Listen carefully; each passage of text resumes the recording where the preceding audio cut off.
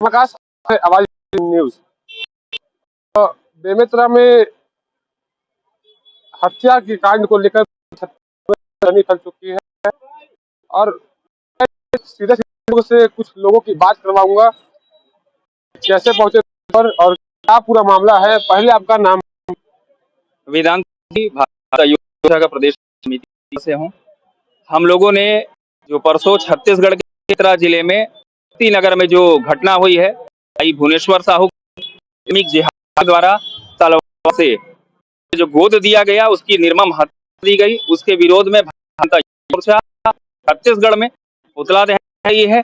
छत्तीसगढ़ को जो कांग्रेस की सरकार है बनाने पे तुली है, भारतीय जनता पार्टी इसका सख्त विरोध होती है और हम नहीं देंगे। आप पुतला दहन कैसा किए थे? भारतीय पार्टी ने आज मुख्यमंत्री का पुतला दहन किया। मुख्यमंत्री भूपेश बघेल, जहां एक तरफ भुवनेश्वर हत्या की जा रही है, दूसरी तरफ भूपेश बघेल स्टेडियम में इफ्तारी थे, कर रहे थे। अभी तक कांग्रेस की किसी नेताओं का, मुख्यमंत्री समेत गृह मंत्री नेताओं का अभी तक कोई बयान नहीं है।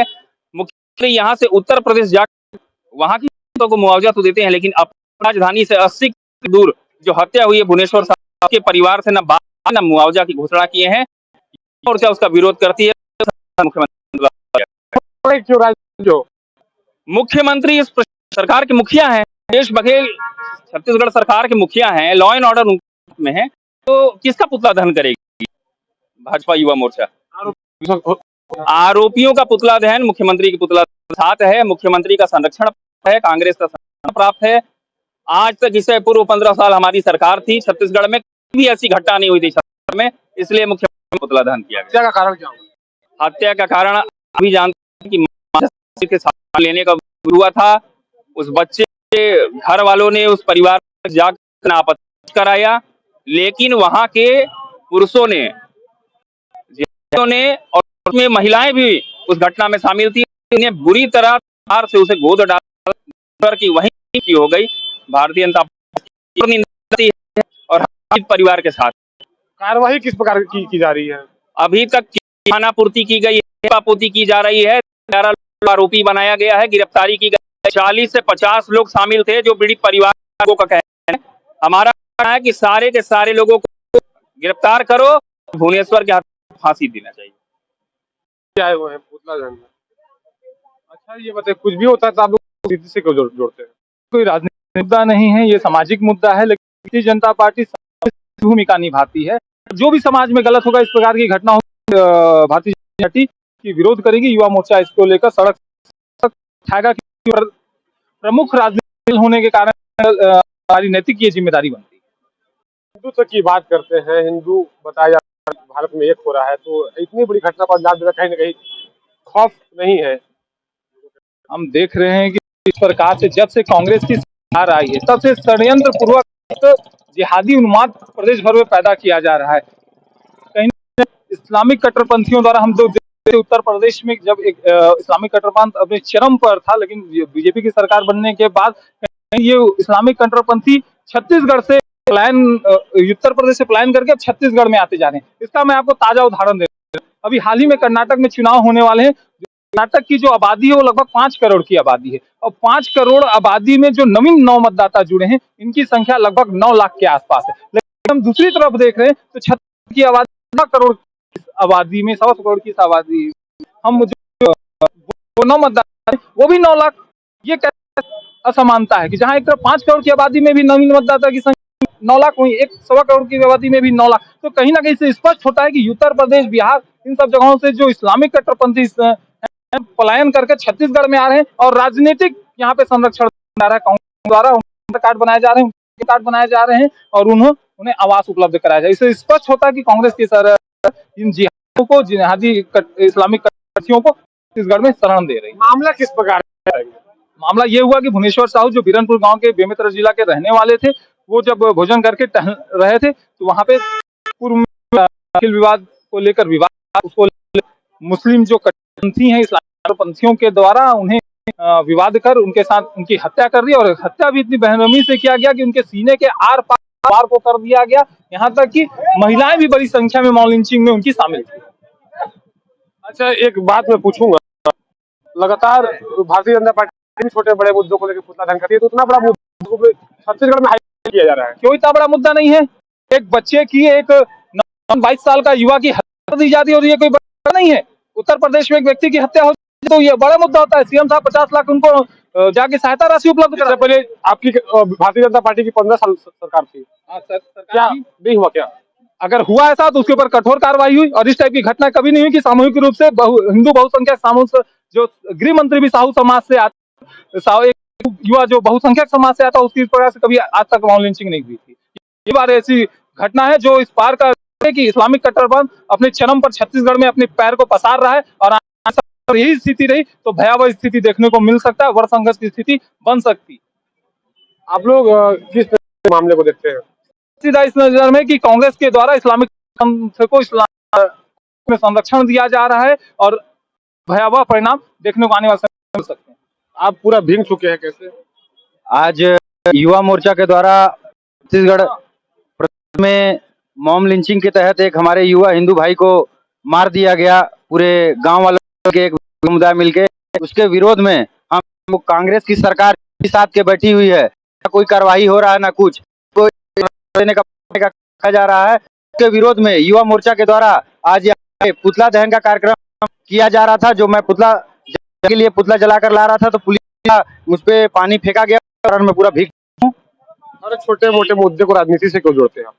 छोटा मुद्दा नहीं है, ये बहुत ही बड़ा मुद्दा है हम संस्थानों के लिए और यहाँ के वर्ग के लिए, क्योंकि इस तरह से एक बच्चे, एक छोटे 26 साल 24 साल के लड़के को पूरे गांव द्वारा, एक विश्वविद्यालय द्वारा घेर कर महिला, बच्चों, बुजुर्गों द्वारा इस तरह से हत्या की है, यह हमारे छत्तीसगढ़ लायक नहीं है, कहीं की भी घटना हो। तो भारत में भूपेश बघेल की सरकार जब से आई है तो जाता है कि शांत माहौल में हो गया है, तो शांत माहौल में दिखा तो मामले होने से क्या होता है? दो मामले नहीं, आप निरंतर हर क्षेत्र में उनका बुरा है, रोजगार क्षेत्र में, कर्मचारी क्षेत्र में, सब लोग उनके विरोध में बैठे हुए हैं और इस तरह की घटना लगातार, चाकूबाजी, मर्डर, लूट, डकैती लगातार आपको मिल रहा है। चाकू कर दिया गया, दिन दहाड़ में चलते हुए लोग कहीं भी कोई भी चाकू मार दे रहा है, तो ये अपराध बन चुका है और यहाँ एक संरक्षण का सरकार रही है। इससे पहले भी कवर्धा में सब किया, हम पूरा विरोध किया, भारतीय जनता पूरा छत्तीसगढ़ में की थी कवर्धा की घटना का। हमारे विजय जी उसमें जेल में भी रह चुके हैं, जो भारतीय जनता के प्रदेश महामंत्री हैं, बहुत वो जेल में रहे घटना को लेकर, उनको फंसाया। अच्छा, और भी साथी पीछे है, मैं उनके पास आपको लेकर चलूंगा ताकि से बात होगी तो अच्छा रहेगा। आइए, आप भी आ जाइए, अभी आइए, बताइए किस टाइप का? ये बहुत ही निंदनीय घटना है और छत्तीसगढ़ प्रदेश में हमारे की घटना हुए है क्या? जी, मैं इनसे ही बात कर लूँ क्या? जिला महामंत्री काला पीला कर लिए पुलिस वाले किए हैं। कैसे इतना? भाई प्रदेश में, हमारे छत्तीसगढ़ प्रदेश में अगर कोई चीज गलत हुआ है, हम अच्छी पार्टी है, भारतीय जनता पार्टी के कार्यकर्ता हैं, तो अपनी तो आवाज बुलंद करेंगे इस के विरोध में। और जब अपनी हम आवाज बुलंद करते हैं तो ये सरकार सही पुलिस होती है, तो उसी का कारनामा है ये सब। अच्छा, इस मामले में अमरीश बघेल का एक बयान आया है, आपको जानकारी है क्या? हाँ, जानकारी है। क्या बयान था बताइए। मुझे ऐसा लगता है, मैं आपको बता रहा हूँ कि वो ऐसा सुना हो कि प्रदेश सरकार के चौथे पांचवें नंबर से कद्दावर मंत्री हैं और प्रदेश में इतनी के कारण प्रदेश का पूरा माहौल हुआ और वहाँ पे एक हिंदू समुदाय के एक लड़के का चाकू से घोप कर और पत्थरों से जिसकी हत्या कर दी गई। और इतनी बड़ी का अगर प्रदेश के चौथे पांचवें नंबर के सबसे कद्दावर मंत्री को अगर खबर नहीं है तो ये उनका बहुत बेतुका बयान है और बयान के पीछे कोई जवाबदेही तय नहीं होती है। कांग्रेस पार्टी के नेता मंत्री लोग कैसा बयान और मारपीट का वीडियो ऐसा होता है, भारतीय जनता पार्टी का भी तो देखिए, आप भारतीय जनता पार्टी के कार्यकर्ताओं में मुझे नहीं ऐसा लगता, मैंने तो ऐसा नहीं सुना है। अगर आपके संज्ञान में बताइए, कांग्रेस का तो समय मैं आपसे पूछ रहा, गलती आपसे भी हुई होगी तो? नहीं, हमसे क्यों गलती होगी? कहाँ? आप देखिए ना भाई, प्रदेश सरकार जो है, आप रायपुर में देखिए आए दिन पेपर में चाकूबाजी हो जाती है, आप बिलासपुर में देखिए रोज हत्या हो रही है, गाड़ी के अंदर से मार दे रहे हैं, यूपी में होता है वैसा छत्तीसगढ़ में होने लगा है। आप भारतीय जनता पार्टी के शासन, यूपी में तो बाबा है ना? हाँ, यूपी में बाबा है, तो वहाँ कैसे हो रहा है? वहाँ कहाँ हो रहा है? वहाँ तो भाई गाड़ी पलट रही है और एनकाउंटर हो रहा है। और लीगल तरीके से हो रहा है सब।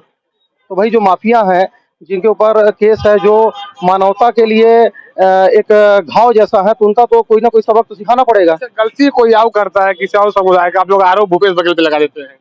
देखिए, प्रदेश सरकार के मुखिया हैं और जो सरकार रहती है, जो उसका मुखिया रहता है, उसकी ही जवाबदेही तय होती है। हमारी भी सरकार थी, अगर हमारे प्रदेश में कोई घटना होती थी तो कहीं न कहीं उसके जवाबदार डॉक्टर रमन सिंह रहते थे। तो आज भूपेश बघेल हैं, उनकी जवाबदेही तो तय है। आज किस प्रकार कार्यक्रम को आप लोगों ने संबोधित किया? देखिए, वहाँ पे जो घटना हुई है, जिस प्रकार से षड्यंत्र पूर्वक मुस्लिम समुदाय के लोगों के द्वारा उस लड़के को बुलाकर, और वो बेचारा बिना किसी सिक्योरिटी के, मतलब किसी को बिना बताए वहाँ पे पहुँच गया मानवता के नाते। उस बीच में उसका पत्थर से मार के, चाकू से घोंप-घोंप के हत्या कर दी गई। और उसके विरोध में जब हमारे प्रदेश अध्यक्ष अरुण साव जी और युवा मोर्चा के प्रदेश अध्यक्ष रवि भगत जी उस जगह में जाने की कोशिश करते हैं, तो 3 किलोमीटर पहले ही उनको रोक दिया गया। ऐसा क्या कारण था भाई? क्या सरकार ने वहाँ पे लीपापोती की है? क्या ऐसी बात है कि वहाँ पे जाने से रोक दिया गया?